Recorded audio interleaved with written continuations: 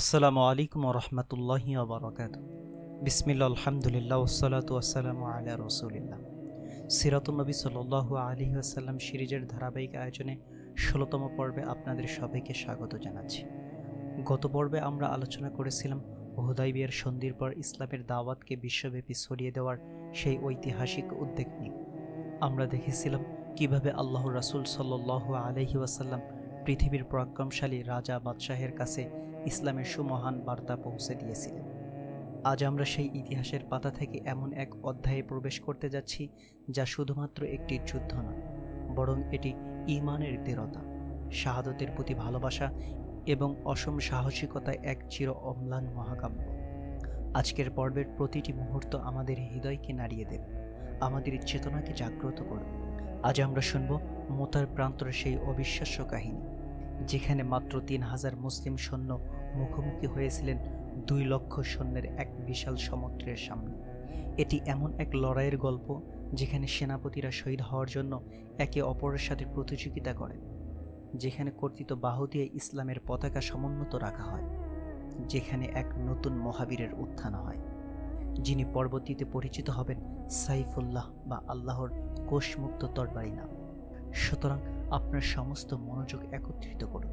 চলুন আমরা আমাদের কল্পনার ভেলায় চড়ে ফিরে যাই সেই অষ্টম হিজরির জমাদিউল আউয়াল মাসে, মোতার সেই রক্তে রঞ্জিত প্রান্তরে, আর আমাদের পূর্বপুরুষের ঈমান ও আত্মত্যাগের সেই অবিশ্বাস্য কাহিনী থেকে শিক্ষা গ্রহণ করি। ইসলাম শান্তির ধর্ম। রাসূলুল্লাহ সাল্লাল্লাহু আলাইহি ওয়াসাল্লাম কখনো অকারণে যুদ্ধ করেননি। রক্তপাতকে তিনি বরাবরই এড়িয়ে গেছেন। কিন্তু এমন কিছু মুহূর্ত আসে যখন জুলুমের জবাব এবং মাজলুমের পক্ষে দাঁড়ানো অপরিহার্য হয়ে পড়ে। মোতার যুদ্ধের প্রেক্ষাপট তৈরি হয়েছিল এমনই এক বিশ্বাসঘাতকতা ও নির্মমতার মধ্য দিয়ে। হুদাইবিয়ার সন্ধির পর রাসূলুল্লাহ সাল্লাল্লাহু আলাইহি ওয়াসাল্লাম যখন পৃথিবীর বিভিন্ন শাসকের কাছে ইসলামের দাওয়াত পৌঁছানোর সিদ্ধান্ত নিলেন, তখন তিনি সিরিয়ার সীমান্তবর্তী বসরা অঞ্চলের শাসকের কাছে একটি পত্র পাঠানোর ব্যবস্থা করেন।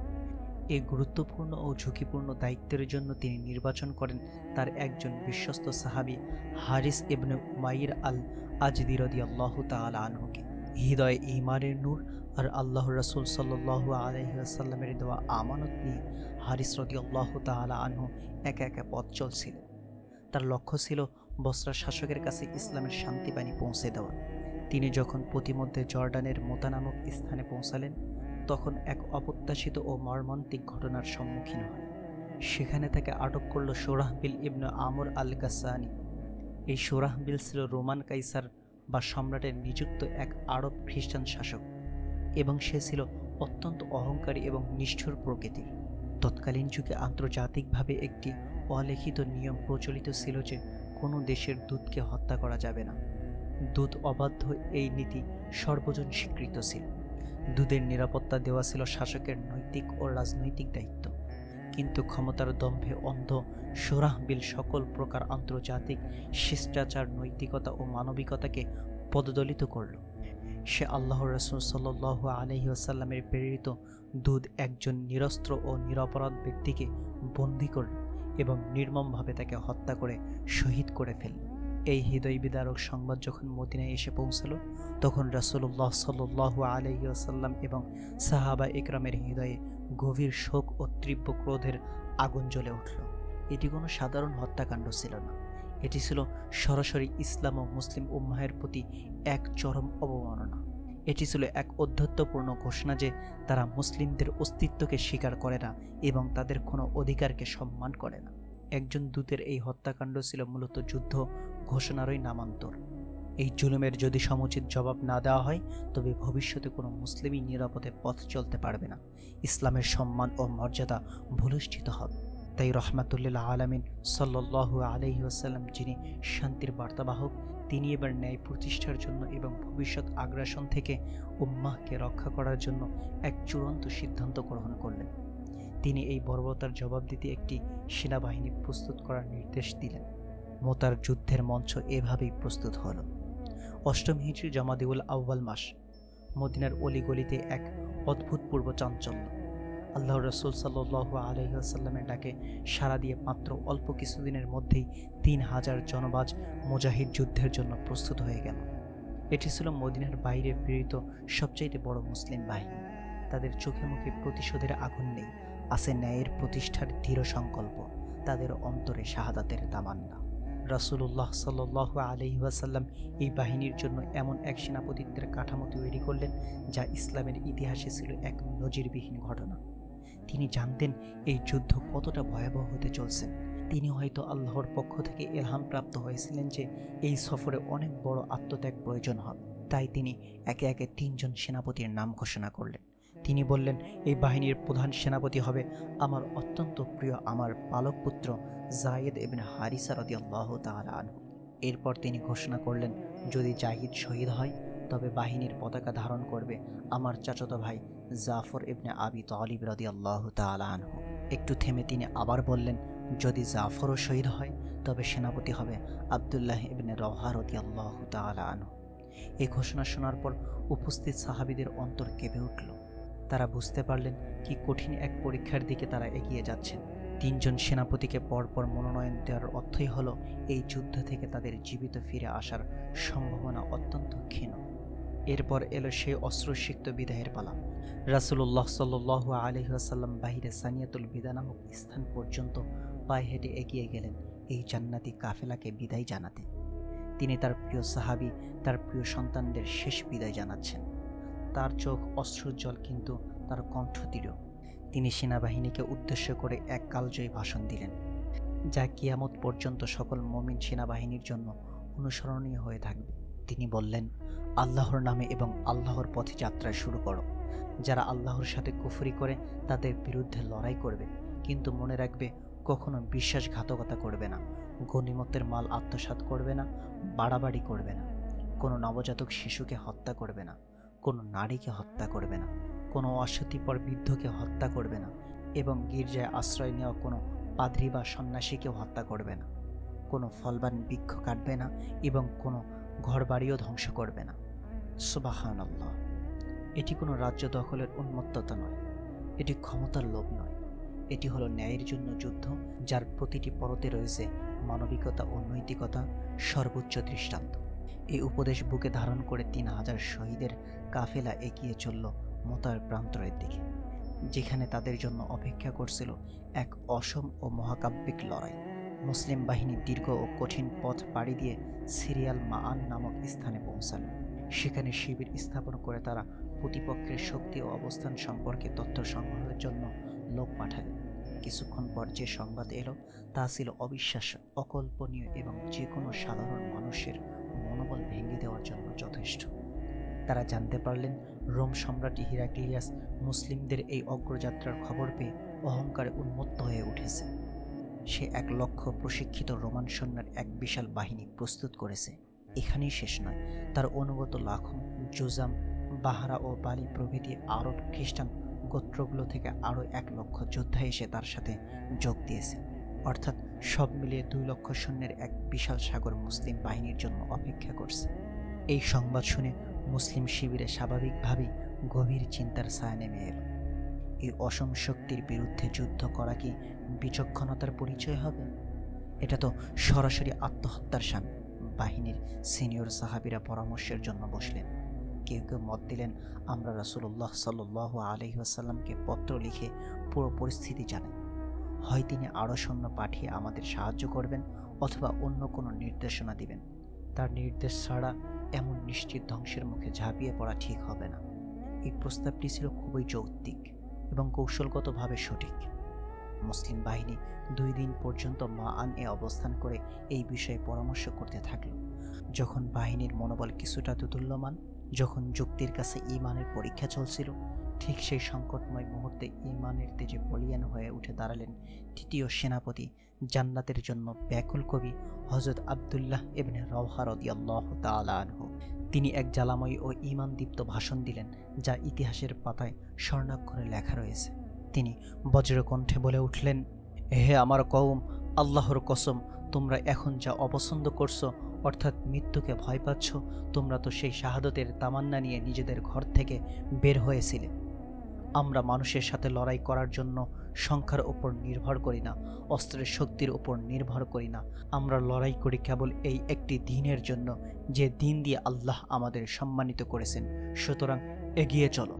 আমাদের সামনে দুটি কল্যাণের একটি তো নিশ্চিত, হয় আমরা বিজয় হব অথবা আমরা শাহাদাতের মর্যাদা লাভ করব। এর কোনোটিতে আমাদের কোনো ক্ষতি নেই। সুবহানাল্লাহ। এই কথাগুলো ছিল যেন মৃত্যুপ্রায় অন্তরে প্রাণের সঞ্চার। এই ভাষণ শোনার সাথে সাথে মুসলিম বাহিনীর সকল দ্বিধা, সকল ভয় কর্পূরের মতো উড়ে গেল। তাদের চোখে ফুটে উঠল শাহাদাতের প্রতি আকুল ভালোবাসা। তারা সমস্বরে বলে উঠলেন, আল্লাহর কসম, ইবনে রওহা সত্য বলেছেন। এরপর আর কোনো অপেক্ষা নয়। মাত্র ৩,০০০ মুসলিম সেই ক্ষুদ্র বাহিনী ইমানের পাহাড়ে রূপান্তরিত হয়ে এগিয়ে চলল ২ লক্ষ সৈন্যের সেই বিশাল সাগরের দিকে, মোতার প্রান্তরে নিজেদের ভাগ্য নির্ধারণ করতে। অবশেষে সেই মহাযুদ্ধ শুরু হলো। মোতার প্রান্তরে ঈমান ও কুফরের এক অসম লড়াই। একদিকে ৩,০০০ মুসলিম, অন্যদিকে ২ লক্ষ রোমান ও তার মিত্র বাহিনী। আকাশ বাতাস ভারী হয়ে উঠেছে অস্ত্রের ঝনঝনিতে, মুজাহিদদের তাকবীরের ধ্বনিতে। রাসূলুল্লাহ সাল্লাল্লাহু আলাইহি ওয়াসাল্লামের নির্দেশ অনুযায়ী যুদ্ধের সাদা পতাকা হাতে তুলে নিলেন প্রধান সেনাপতি রাসূলুল্লাহ সাল্লাল্লাহু আলাইহি ওয়াসাল্লামের নয়নমণি যায়েদ ইবনে হারিসা রাদিয়াল্লাহু তাআলা আনহু। তিনি সিংহের মতো বিক্রমে শত্রু বাহিনীর ওপর ঝাঁপিয়ে পড়লেন। তার বীরত্ব দেখে বাকি মুজাহিদরা অনুপ্রাণিত হলেন এবং এক প্রচণ্ড লড়াই শুরু হলো। কিন্তু কতক্ষণ আর লড়াই করা যায়? শত্রুর সংখ্যা ছিল অগণিত। চারদিক থেকে বৃষ্টির মতো তীর আর বর্ষা ছুটে আসছিল। এক পর্যায়ে শত্রুর বর্ষার আঘাতে তার দেহ ক্ষতবিক্ষত হয়ে গেল এবং তিনি ইসলামের পতাকা সমুন্নত রেখে শাহাদাতের সর্বোচ্চ মর্যাদা লাভ করলেন। ইন্না লিল্লাহি ওয়া ইন্না ইলাইহি রাজিউন। যায়েদ রাদিয়াল্লাহু তাআলা আনহুর হাত থেকে পতাকা মাটিতে পড়ার আগেই বিদ্যুৎ গতিতে ছুটে এসে তা হাতে তুলে নিলেন দ্বিতীয় সেনাপতি হযরত আবু জাফর বিন আবি তালিব রাদিয়াল্লাহু তাআলা আনহু। তিনি তার ঘোড়ার উপর থেকেই শত্রুদের কচুকাটা করতে লাগলেন। যুদ্ধ তখন তীব্রতর হলো। তখন তিনি ঘোড়া থেকে নেমে এক পা কেটে দিলেন, যাতে পিছু হটার কোনো চিন্তাই তার মনে না আসে। পতাকা হাতে নিয়ে শত্রু বাহিনীর গভীরে ঢুকে এমন বীরত্বের সাথে লড়াই করতে লাগলেন যে রোমান সৈন্যরা হতবাক হয়ে গেল। শত্রুরা যখন দেখল তাকে থামানো যাচ্ছে না, তখন তারা চতুর্দিক থেকে তাকে ঘিরে ফেলল। এক রোমান সৈন্য তরবারির এক প্রচণ্ড আঘাতে তার ডান হাতটি শরীর থেকে বিচ্ছিন্ন করে দিল। জাফর বিন আবি তালিব রাদিয়াল্লাহু তাআলা আনহু সাথে সাথে পতাকাটি বাম হাতে তুলে নিলেন। পরক্ষণেই আরেক আঘাতে তার বাম হাতটিও কেটে ফেলা হলো। কিন্তু আল্লাহর সেই সিংহপুরুষ ইসলামের পতাকাকে মাটিতে পড়তে দিলেন না। তিনি তার কর্তৃত্ব 2 বাহু দিয়ে পতাকার দ্বন্দ্বটি বুকের সাথে চেপে ধরলেন এবং শেষ নিঃশ্বাস পর্যন্ত লড়াই চালিয়ে গেলেন। অবশেষে শত্রুদের অসংখ্য আঘাতে তিনি শহীদ হয়ে মাটিতে লুটিয়ে পড়লেন। যুদ্ধের শেষে তার দেহে 90টির বেশিও বর্ষা ও তরবারির আঘাত পাওয়া গিয়েছিল। তার প্রতিটি ছিল শরীরের সামন দিকে। শাহাদাতের পর রাসূলুল্লাহ সাল্লাল্লাহু আলাইহি ওয়াসাল্লাম মদিনায় সাহাবীদের জানালেন, আল্লাহ জাফরকে তার 2টি কর্তৃত্ব হাতের বিনিময়ে জান্নাতে 2টি ডানা দান করেছেন, যা দিয়ে সে ফেরেশতাদের সাথে যেখানে ইচ্ছে উড়ে বেড়ায়। সেই থেকে তার উপাধি হলো জাফর আত-তাইয়ার বা উড়ন্ত জাফর। জাফর বিন আবি তালিব রাদিয়াল্লাহু তাআলা আনহু শহীদ হওয়ার পর পতাকা তুলে নিলেন তৃতীয় সেনাপতি আব্দুল্লাহ ইবনে রওহা রাদিয়াল্লাহু তাআলা আনহু। তিনি যখন পতাকা হাতে নিলেন, তখন এক মুহূর্তের জন্য তার মনে কিছুটা মানবিক দ্বিধার উদয় হয়েছিল। সামনে নিশ্চিত মৃত্যু দেখে তার অন্তরে কিছুটা সংকুচিত হল, কিন্তু পরক্ষণেই তিনি নিজের ঈমানকে জাগ্রত করলেন। তিনি নিজেকে ভৎসনা করে কবিতার ছন্দে বললেন, হে আমার নফস, আমি কসম করছি তোমাকে অবশ্যই এই যুদ্ধের ময়দানে নামতে হবে, ইচ্ছাই হোক বা অনিচ্ছায়। মানুষ যখন যুদ্ধের জন্য গর্জন করছে এবং প্রস্তুত, তখন তোমাকে কেন আমি জান্নাতকে অপছন্দ করতে দেখছি? এই বলে তিনি সকল দ্বিধা ঝেড়ে ফেলে শত্রুদের উপর ঝাঁপিয়ে পড়লেন এবং বীরের মতো যুদ্ধ করতে করতে শাহাদাতের অমীয় সুধা পান করলেন। মদিনায় বসে রাসূলুল্লাহ সাল্লাল্লাহু আলাইহি ওয়াসাল্লাম অলৌকিকভাবে যুদ্ধের প্রতিটি দৃশ্য দেখছিলেন। তার চোখ দিয়ে অশ্রু গড়িয়ে পড়ছিল। তিনি সাহাবীদের বলছিলেন, যায়েদ পতাকা হাতে নিল এবং শহীদ হয়ে গেল, এবং জাফর পতাকা নিয়েছে এবং সেও শহীদ হয়ে গেল।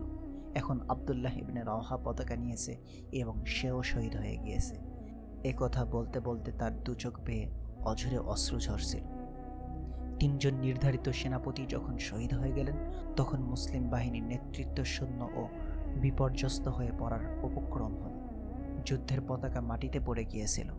সেই সংকটময় মুহূর্তে বনু আজলান গোত্রের সাবিত ইবনে আকরাম রাদিয়াল্লাহু তাআলা আনহু নামের একজন সাহাবী দ্রুত পতাকাটি তুলে ধরলেন এবং সকল মুসলিমকে একত্রিত হওয়ার জন্য আহ্বান জানালেন।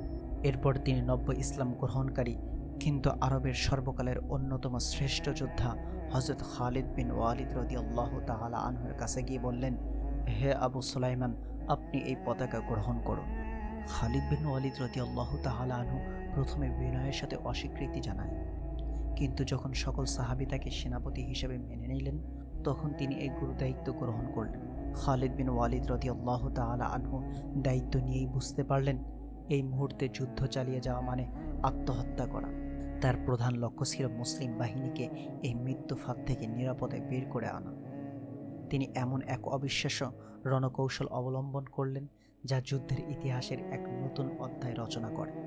তিনি প্রথম দিন কোনো মতো যুদ্ধ চালিয়ে গেলেন এবং সন্ধ্যা নামার পর দুই বাহিনীকে আলাদা করা হলো এবং তিনি রাতের অন্ধকারে তার মাস্টার স্ট্রোক দিলেন। তিনি সেনাবাহিনীর বিন্যাস সম্পূর্ণ পাল্টে ফেললেন। যারা ডান দিকে ছিল তাদের বাম দিকে এবং যারা বাম দিকে ছিল তাদেরকে ডান দিকে পাঠালেন। সামনের সারির সৈন্যদের পেছনে এবং পেছনের সারির সৈন্যদের সামনে নিয়ে আসলেন।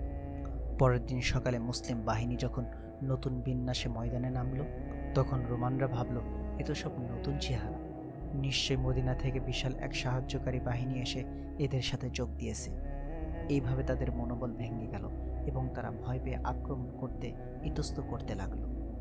এই সুযোগে খালিদ বিন ওয়ালিদ রাদিয়াল্লাহু তাআলা আনহু তার বাহিনীকে নিয়ে সরাসরি আক্রমণ না করে ধীরে ধীরে অত্যন্ত সুশৃঙ্খলভাবে পিছিয়ে আসতে শুরু করলেন।